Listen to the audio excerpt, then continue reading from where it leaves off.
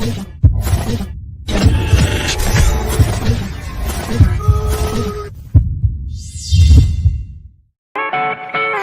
feel like I'm on the ball today. I even felt exempted from the law today. It's like this revelation dawned on me. It's so amazing, help support the cause. I get everyone involved. I feel like I'm on the ball today. I even felt exempted from the law today. It's like this revelation dawned on me. It's so amazing, help support the cause. I get everyone involved. Good morning. Welcome back to another Noodleberg Daily Huddle, your Thursday edition.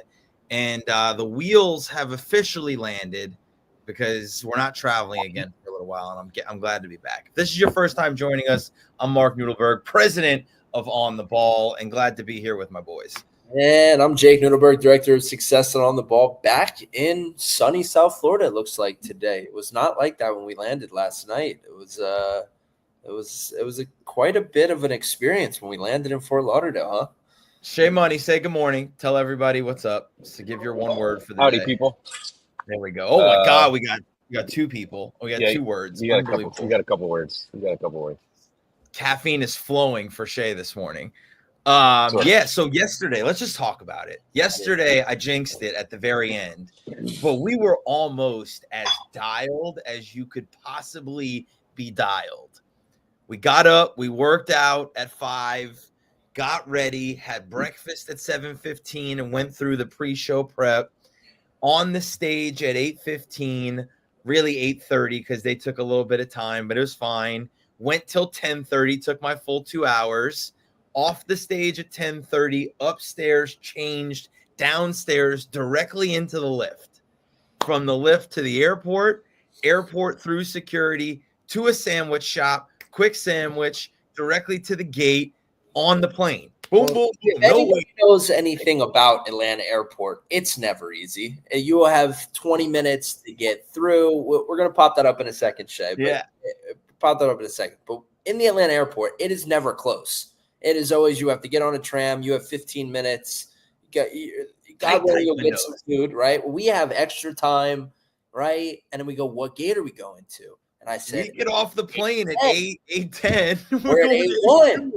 This guy sits up and he goes, we're on the plane, and he goes, this trip has been just, and he goes to say it. And we like look at each other. We go, oh no. He's like, I didn't say it. I'm like, it's going to go wrong. Something's going to go wrong now. Sure enough, we get to the next gate. Oh, we get to Chick-fil-A. Get beautiful Chick-fil-A right through, open table. We show up to the gate. It says early. I've never even seen early. It says early. Right? It says early. My guys, we got to play lottery or something. This is too good to be true. We're standing there. It goes from early to delayed out of nowhere. We look up, delayed. Sure enough, the flight attendants, whatever, we land in South Florida. We have to sit on the runway for an hour because of lightning. I didn't even know that was a thing. I thought we just pull up. Even with the adversity, though, made it home before 7 o'clock, got the opportunity to give Jules a kiss goodnight and see him before he got to go to bed. So all in all, an unbelievable trip. Not perfect. It was so close to being perfect, but it was pretty excellent. We did. I forgot to upload the picture. We did run into our huddler in the hot seat friend, Byron Dennis. And just the way that you never know. We're 2 for 2 in Atlanta Airport, by the way. Last time we were in Atlanta Airport, we saw Mike Ficara. This time we saw Byron. So there's huddlers all over the place, always in Atlanta Airport. Great time seeing everyone. And it was a great presentation. It was a great time with Newcastle Hotels. We'll talk about that later on in the show. But let's go ahead and let's get rolling, right? Let's get to some wake up music and let's roll.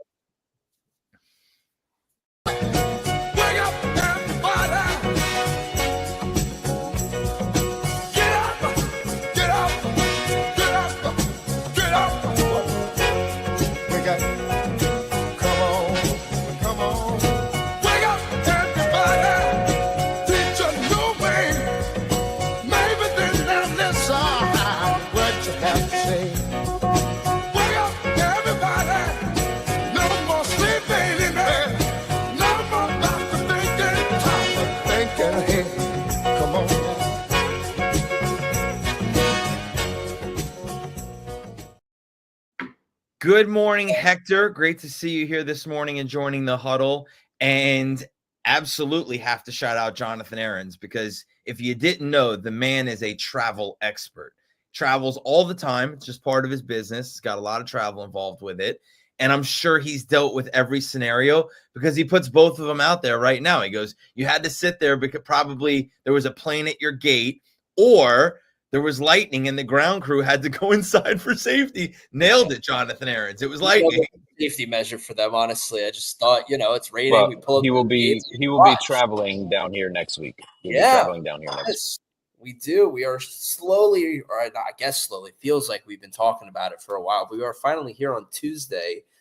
Get to have the Eat, Drink, Think crew and get everybody back together, which I'm super, super excited about. What is our daily affirmation today? I know we have a good one. Oh, this is a great one. This is coming to you as one of the great lines of all movies. Shay, pop it up there for us. We're about to read it. This is your last chance.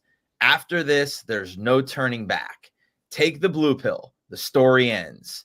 You wake up in your bed and believe whatever you want to.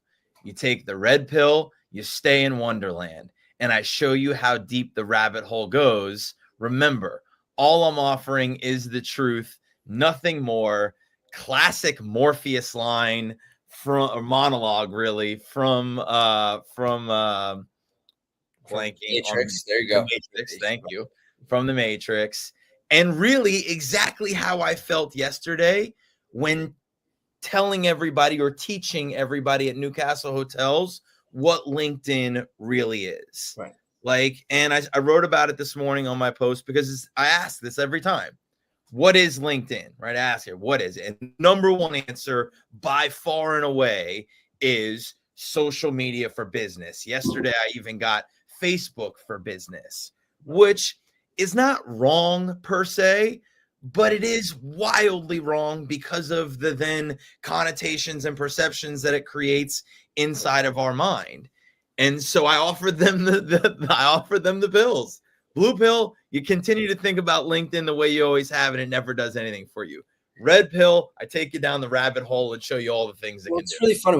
I was at a networking event a few weeks ago, struck up a conversation with a guy. What do you do? Blah, blah, blah, blah. I'm in private equity and slightly real estate. I was like, oh, true. Awesome. And he goes, do you have a business card? I go, no, but I'd love to connect on LinkedIn. He's like, I don't use social media. And I was like, why? And he goes, wouldn't help me. And I go, have you ever used it at all? And he goes, no. And I felt like going, then how would you know?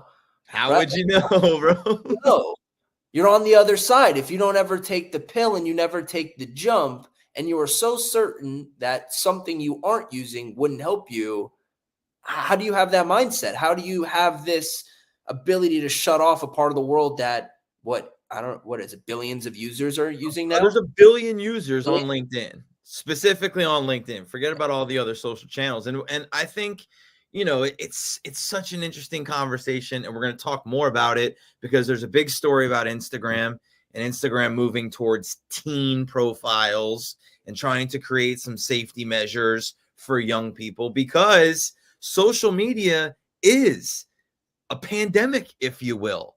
There are massive amounts of studies and reports now about the detriment that it creates to people's lives, the anxiety and the bullying and all of the negative that comes along with it, which is real. Similar to football. You can die playing football.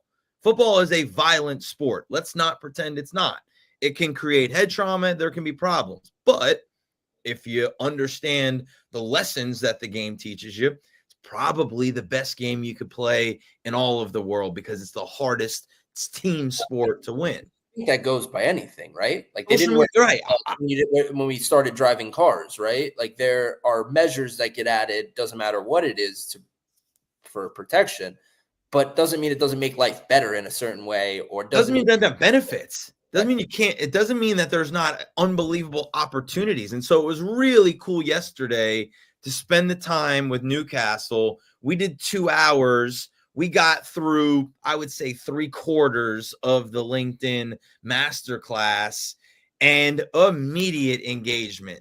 immediately receiving connections with messages attached to them from them. Immediately this morning, people commenting, engaging on posts. Immediately, they understood and saw what was available to them. They immediately took action. Unfortunately, the reality is that most of them will die off in the next 2 weeks. I think won't sustain the behavior. Cool thing for me, though, is I think there is a bigger reception to adding it to their process. And I mean this as a whole, where I think people are realizing that it's pretty, you're incapable to just say no anymore. Like, we have gotten to the part where, at least that's how I feel, where people, the no's are a lot less, and they're really trying to decipher where to place it in their process. And it's not like a change, like I would agree with you that I think people are far more receptive to it being a non-negotiable now, or they already have in their mind, like, I know I should be doing it. But when I asked the room, I said, how many of you how many of you have a process to using LinkedIn? Not a single hand went up, right? So like everybody, and it was great because when I asked them the question, do you know how to use LinkedIn, right? A lot of people had good answers. Yeah, you can use it to market. Yeah, I can use it to connect. Yeah, I can use it to research. Like, they knew what the benefits were. So I was like, okay, you guys have a little bit of an idea on what you could do with it. Do you have an idea on how to do it? Do you have a process? Do you have something that you can apply to actually go take advantage of those opportunities? And not a single person's hand went up. So that's where it really becomes the power of the course, because it's a disciplined daily routine that offers you the opportunity to market, that offers you the opportunity to build relationships, that offers you the opportunity to learn. And if you did all of that for 15 minutes a day, you'd be exponentially more successful than everybody else. When we normally do these, when we talk LinkedIn with the entire company, like half the company tunes it out. Right. I'm not in sales. This is a sales tool or a marketing tool. I'm in HR. I'm in operations. I don't need this. Why would I use this? This has no benefit, right? And to see the room yesterday kind of go, hey, like, I'm in operations. I'm now applying some of these things onto my stakeholders and staying in touch with people and staying in touch with my people. And they're seeing me visible and I'm seeing all of them being visible and what they're doing. So there's so many benefits internally as well as externally to being, present and showing up. I love Hector's comment. Hector says people are too afraid of change, especially when seeing the big new universe you guys are opening up to us. Hector has officially taken the red pill. Yeah, no, he's Hector's taking the red pill and he's going down the rabbit hole. His eyes every day when he wakes up. You can see him. Oh, I'm telling you right now, this needs to go on the agenda for Monday's meeting. There is an entire series of content that we need to develop about opening people's eyes to the matrix of LinkedIn. It is unreal. It's funny. Like Melissa Graves says, wait, Jake, are you talking to me? Like, and I gave them a great example because a lot of the insurance agencies that we work with have two very different sides of the house. They have front of the house, which is their sales and revenue generators. And then they have back of the house, which is the account management team. And the organizations that we're working with implementing LinkedIn as a strategy for their entire team, they see the value of account managers being connected to the clients, to prospective clients, engaging with their content, sharing content because of the way that it continuously feeds and develops the relationships and creates new opportunity. I love this. I was actually about to talk about this. Like, there is, and I love this show because it is generational. And we were talking to somebody about what makes the show interesting. And we really do have different perspectives in different generations. The pill conversation doesn't apply to my generation as much. We operated with the red pill our entire life. And it's only going to get exponentially worse or better, or however you want to categorize the use of social media, right? Like, what was the article you found? They're putting teen accounts on Instagram now. Yeah, so Instagram is creating a teen and a family hub, so that parents can control a little bit what their teens do on Instagram and have visibility to it. And they're trying to create some safety measures around bullying, around inappropriate content around the world that's being exposed to them, which I grew up with. Like, I was really the first one who had the internet. Like, we had chat rooms. Right. And for those of you who remember chat rooms, the first question that everybody asked was ASL, age, sex, location, right? Like, that was ASL. Are you talking about the AOL AIM Messenger? Right. And from there, AIM Messenger was born, which was the original direct message and then text message. And like, so we were given that tool, and I was like 10, 12 with dial-up internet. And then it rapidly changed, obviously, to Facebook. And then you guys grew up with that in high school. You guys had access to all these things in high school. I think I had it in middle school even, and so we obviously, our parents were brand new on it. Like you even said the example yesterday, you go, I was in college with Facebook and all of a sudden my father is posting on Facebook, Right. And that made me, be in middle school. I was like, what are you doing? Nobody really understood what was going on. And to go back to Mike Ficcaro's point, like, the younger generation that is entering the workforce and my age and your age are more willing to do it, right? It's the difference is, and I credit Dad with this, because there's really only two really defining moments for me in my life where I realized the power of social media as a tool for business. One was Twitter and recruiting. When I started to realize that coaches were getting followings from posting on Twitter, not just using it to connect with the recruit for a direct message, but all of a sudden they were posting, they were putting information out there where they were building a brand for themselves. And all of a sudden these coaches were getting bigger jobs and getting more recognition. I was like, okay. And then Dad really building my LinkedIn strategy and teaching me what he had started to do years prior to me coming down and joining the business world. That was the real shift in my mind, where like, number one, okay, I saw Twitter as a marketing tool for coaches, but then all of a sudden LinkedIn and the amount of information and how you could really use it to personally engage with people, I was like, this is a way different animal than Facebook or Instagram or any of these other tools that I've been used to using for years. But now there's a whole nother game behind it. We were at a restaurant called, Good Luck. This would shout out Rochester, probably my favorite meal of being in New York. And I was there for a week, which is insane to say. I didn't have that on my bingo card, but the coaster said like, make your own luck, Yeah. And I think building that muscle of being an early adopter increases the amount of opportunities you're going to have. It doesn't matter what it is, right? Because whenever there is something new, there is opportunity for everybody, right? The world started over the pandemic. There was opportunity, social media, opportunity, AI opportunity. The internet was there's been more billionaires, created in the last 25 years than ever before because of all these new opportunities, and the ones who are willing and have that muscle to at least try and go down the path of what's possible have that way of making luck. But it's not really luck, you know what I mean? But it is building that muscle in order to identify and then try to see if it's worth it. Bingo. And then, Corey Gill asked a great question. Mark, what was your AIM screen name? City RB20, baby. Cooper City, running back, number 20, baby. City RB20. And if you ask Gabby about it, she remembers it because that's how I started to slide into the DMs back when we were 18. I still have my Xbox name and like 10, or I think something like that, Right. I know we have some really good motivational music, so let's get some motivational music and then we'll close it up. 1, 2, 3, and so take me down the road that's a little bit windy, to a place they still put sugar in their iced tea, where the women all fine and the love is fair.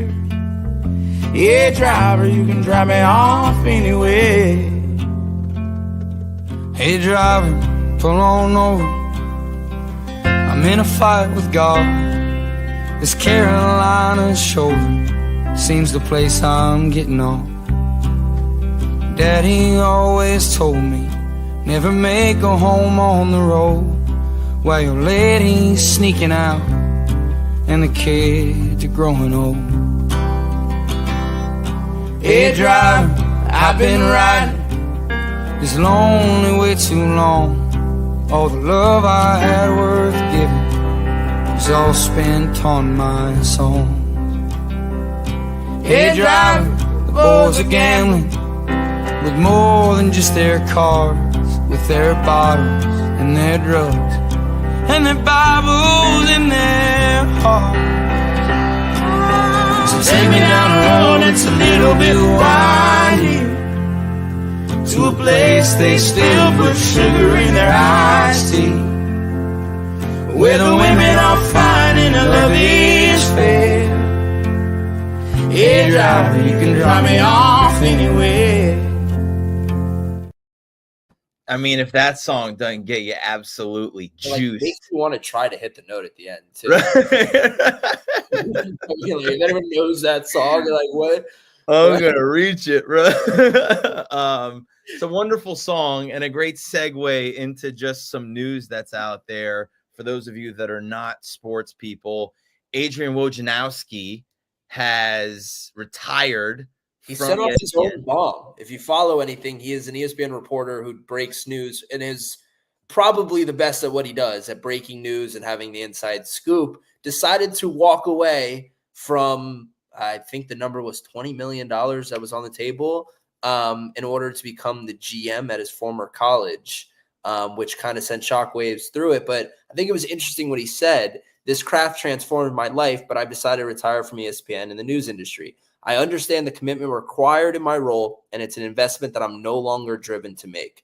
Time isn't an endless supply, and I want to spend mine in ways that are more personally meaningful. Unbelievable statement. So number one, just to give you context, he absolutely revolutionized the insider role for ESPN and for the NBA, and was known for having a very good relationship with LeBron as LeBron was coming in to his career in the NBA, and covered him, was responsible for really covering that story of LeBron's career. And that statement of, I understand the commitment required for this job. Let's be clear. Not all jobs are created equally. And sometimes the requirement of a profession is 16, 18 hours a day, every day. There's no seasons. It's just a grind. And he knew that. And he said, I've done it, and I'm no longer willing to do it. I'm going to go do something else that I'm passionate about. Congratulations to him and kudos to him, because very few people have the guts to make that kind of move. It is also interesting. They asked the AD at St. Bonaventure what his role would be, and the guy said entry level. He's you know, so I do think it is cool, and I'm happy that he said personally meaningful. You know, like you get to a point, and you obviously he's lived a lot longer and had a lot of success, but I think we get driven by success, and if it doesn't align anymore to who you are as a person, it's time to move. You know, and the money will follow. He will, I'm sure, be uber successful in his GM role and parlay that into some amazing career. So it is cool to see. He's going to find so much more success. He's going to have so much more fun. He's going to have just as much money as he's ever wanted to have. I think that's the reality, is sometimes you get into your role and you're willing to make the commitment and you're willing to make the sacrifice, and you get to a point. I got there at 32 with the coaching profession. I looked at it and said, am I willing to make this same commitment for the next 30 years and be okay with the outcomes and be okay with what it means? And I was like, I don't think so. And so it takes a lot of soul searching. It takes a lot of self-awareness, but I've never been happier in my life now. Do I miss ball? Do I love ball? Of course I do. Will there be more time for ball in my life? You bet your ass there will. Would I have the memories I have over the last 5 years had I not made that decision? Nope, I would not. Right. So kudos to Woj. Congratulations. Great job. Great show. Tomorrow, Huddler in the hot seat. We will have Eric Malka here, entrepreneur, investor, author of Razor's Edge, and the founder of The Art of Shaving. Dad and Eric have some great stories about their early businesses early on. Wonderful entrepreneur. There's going to be great lessons to get pulled out of it, great nuggets to come. So make sure you tune in tomorrow, and we will see you guys next Monday for another week of the Noodleberg Daily Huddle. Let's get down to business. Please don't worry about me. I'm about to let my heart speak. My friends keep telling me to leave this. So let's get down to business.